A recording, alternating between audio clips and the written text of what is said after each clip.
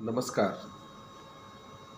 मैं आज एक कविता लेके आया हूँ। उसमें अलग अलग तरह की पीड़ाओं और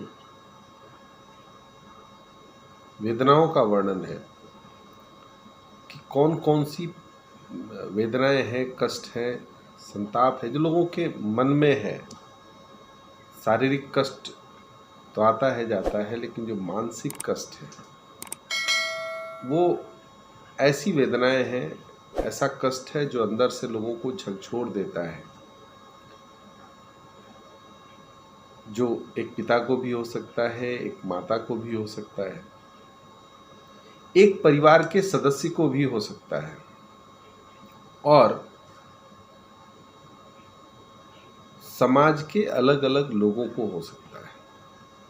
तो उस वेदना, उस पीड़ा को समझना है कि वो वेदना क्या हो सकती है, वो पीड़ा क्या हो सकती है। और उसके लिए कुछ पंक्तियां हमने लिखी हैं कि पीड़ा क्या है, कौन है पीड़ित, तन पीड़ित या मन पीड़ित। पीड़ा क्या है, कौन है पीड़ित, तन पीड़ित या मन पीड़ित। कितनी पीड़ा उस पिता के मन में, कितनी पीड़ा उस पिता के मन में संतान की छोटी छोटी मांगों पर टटोल कर अपनी खाली जेबें कुछ बहाने निकाल कर रखता है। चेहरे पर मुस्कान बिखेरे सीना छलनी रहता है।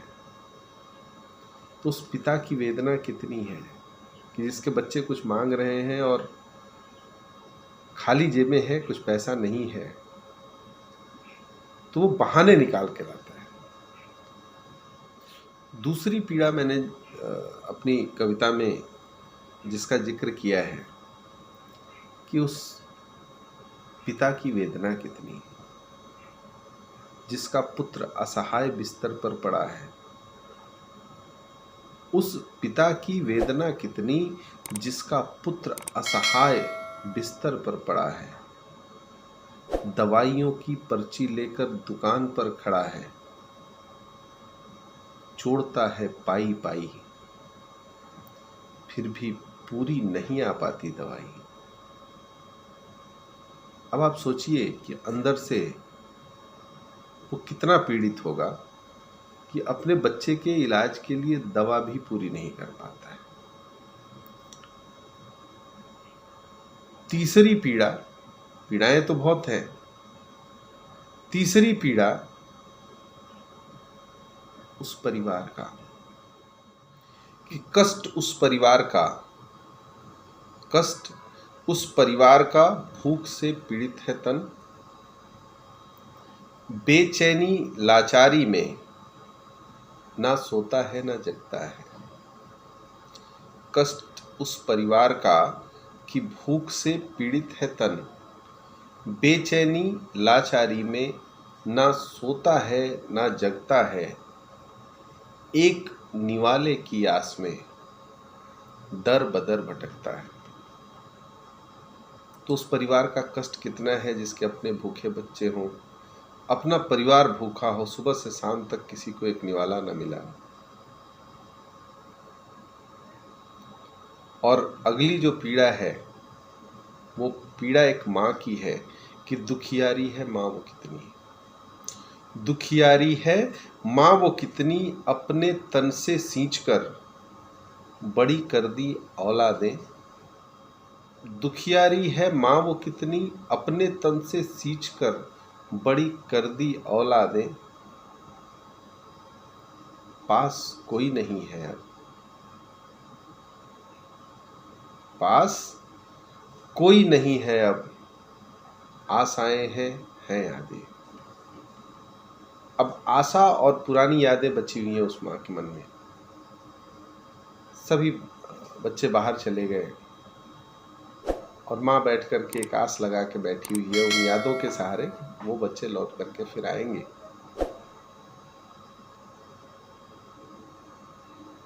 कितनी पीड़ा उस शरीर को विकलांगता एक अभिशाप है जिसमें कितनी पीड़ा उस शरीर को, जीव भी निर्जीव भी है। जीना ना जीना सब एक बराबर है उसके लिए। तो जीव भी निर्जीव भी सामने जीवन है पूरा, सामने जीवन है पूरा, विकलांगता बस तन अधूरा। 2 कदम भी नहीं चल सके वो, 2 कदम भी नहीं चल सके वो। आंख है पर जिंदगी में सब अंधेरा। तो उस व्यक्ति के अंदर की पीड़ा कितनी है, जो आंख है लेकिन पैरों से असहाय है, चल नहीं सकता। दुनिया देखती हुई दुनिया, दिखती हुई दुनिया भी अंधकार में है उसके लिए। और अगली पीड़ा है मातृत्व की वो वेदना। एक माँ जो संतानहीन है, तो मातृत्व की वो वेदना ताउम्र जो संतानहीन है। देखती है जो फूल दूसरों की बगिया के, अंदर ही अंदर हमेशा कुढ़ती कोसती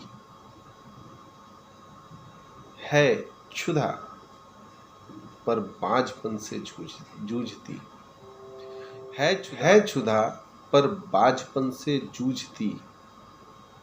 तो उस नारी की पीड़ा जिसको मातृत्व की तलाश रहती है, और पीड़ा उस व्यक्ति की जिसका अपनों ने तिरस्कार किया। सो हो तिरस्कृत अपनों से तो, हो तिरस्कृत अपनों से तो, दुखित मन दर दर भटकता, खालीपन झुझलाहटों से, खालीपन झुझलाहटों से अपने को बेरंग देखता। तो वो भी व्यक्ति अंदर से बहुत पीड़ित होता है जिसको अपनों ने जिसका तिरस्कार किया। कि पीड़ा वो जो हर हृदय महसूस करने लगे, पीड़ा वो जो हर हृदय महसूस करने लगे, वेदना जो पाषाण हृदय भेदने लगे, वेदना जो पाषाण हृदय भेदने लगे, द्रवित कर दे कष्ट जो वो असहनीय है, द्रवित कर दे कष्ट जो वो असहनीय है, संताप जो मन को दे वो विचारणीय है। बस नमस्कार।